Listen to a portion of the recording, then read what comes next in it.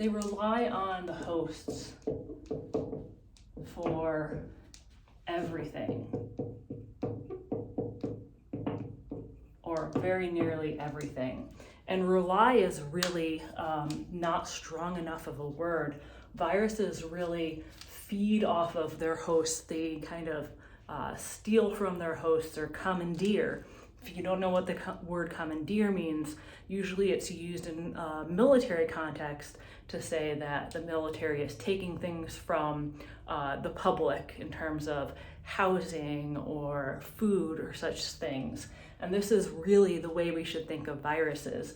They are taking things from the cell and using it for themselves, and in taking that away from the cellular host, they are preventing the cell from having those resources. So what types of resources do viruses steal from cells or commandeer from cells? Well, it's everything from nucleotides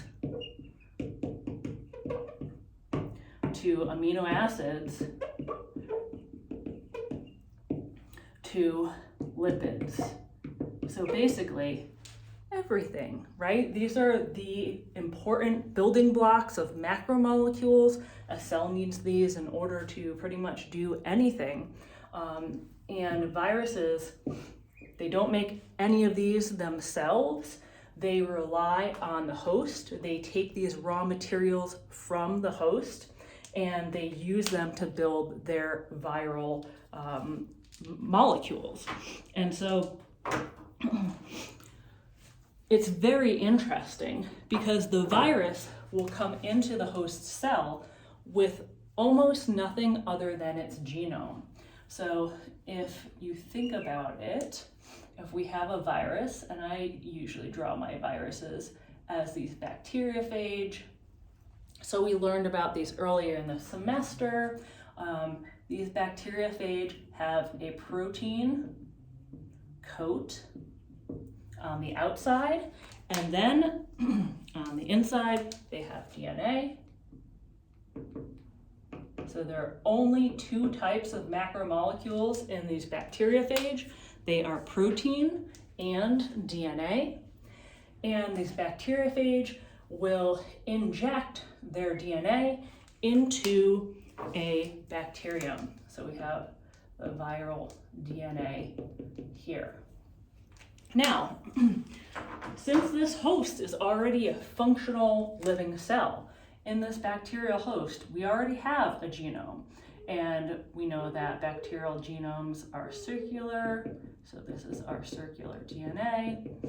We also have the building blocks of cells, things such as amino acids, things like carbohydrates, and around the outside of the cell, what do we have? Well, we have lipids, we have a lipid membrane, and we also have a cell wall. Now, this virus comes into the cell with nothing besides its genome. And how does it use this genome to make more viruses when it has literally nothing else? Take a moment to think about that. No organism that we have talked about can do this. Organisms need to start out with a genome and with proteins or ribosomes and also raw materials. If you think about a embryo of any kind of organism, any kind of multicellular organism, if you think about a newly divided bacterial cell, it has a genome, it has some proteins and enzymes, it has ribosomes, it has a lipid membrane at the very least. Viruses don't have all these components, they just have the genome in many cases.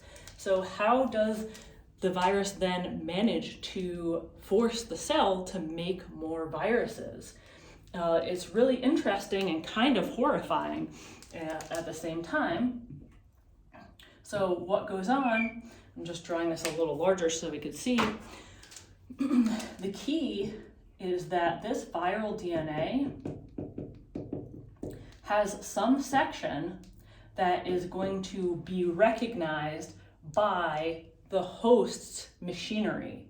And by machinery, I mean either a ribosome or some transcription factors, something in the cell that has to do with the central dogma. So this is a host, we'll say it's a host binding site, and it's on viral DNA or RNA. And this is key. If the virus has some kind of mutation where it loses this sequence, then it's not going to be replicated inside of the host cell.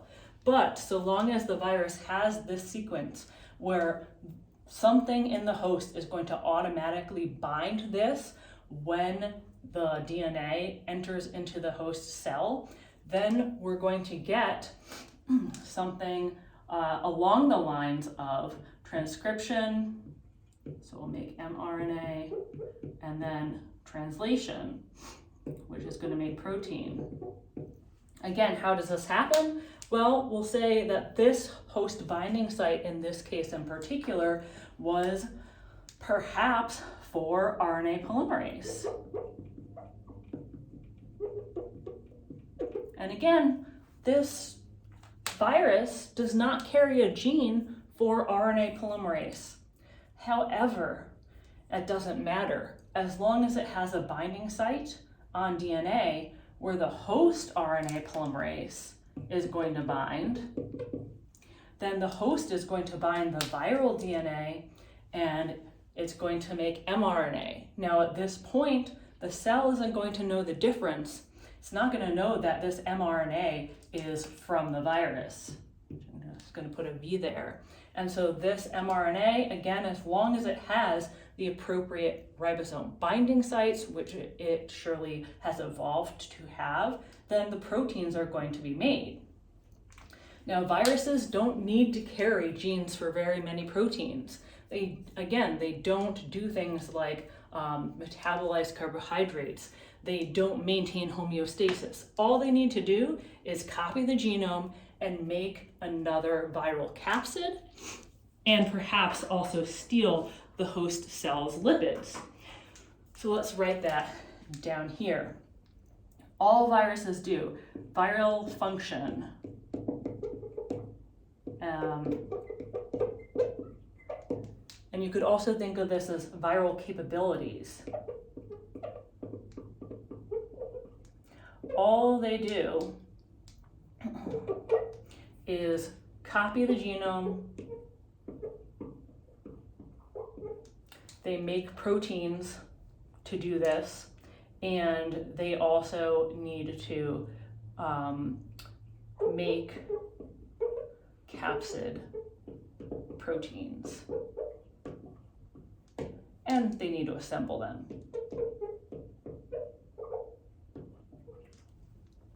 But that's not very many things. There's not very many tasks or capabilities when you compare it to what a cell can do, how many different things a cell can do. So again, the exact sequence of doing this will differ depending on the exact virus, depending on whether the virus has a genome of DNA or RNA. Like I said, if it's DNA, then perhaps the DNA has a binding site for RNA polymerase where the host RNA polymerase is then going to bind.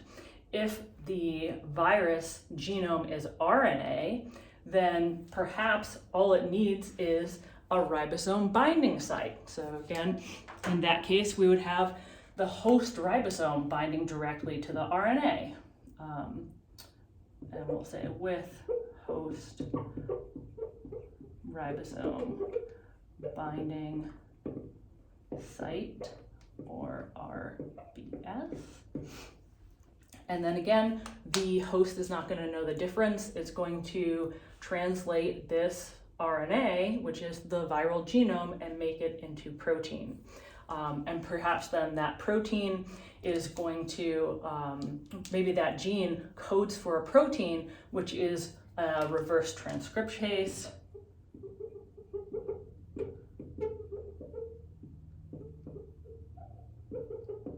And makes that RNA into DNA, and then you have a new DNA molecule that can be copied back into RNA. I know that's a little bit complicated. You don't have to remember all of those details, but just remember that whatever type of genome it is going to have somewhere for the host proteins to bind almost all of the time. Some viruses, in addition to their genome, will carry one single protein or maybe two proteins that will start off this process if the genome itself does not have a binding site.